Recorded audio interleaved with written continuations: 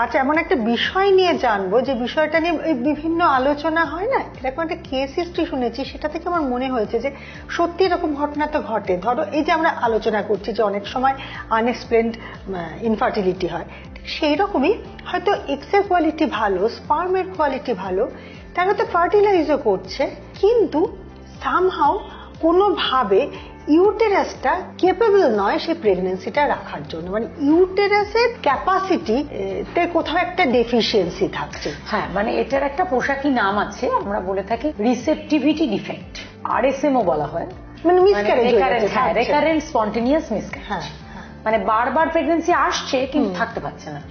তো সেইটা কেন হয় আর সেটা থেকে সমাধানটাই বাকি, মানে এইটার সম্বন্ধে একটু যদি ডিটেলটা একটু বলছো। আচ্ছা দেখো, রিকারেন্ট স্পন্টেনিয়াস মিসক্যারেজের অনেক রিজন আছে, মানে বেসিক্যালি এটার উপর তো ধরো 200 পাতার বইই লিখে ফেলা যায়, মানে it's such a vast subject.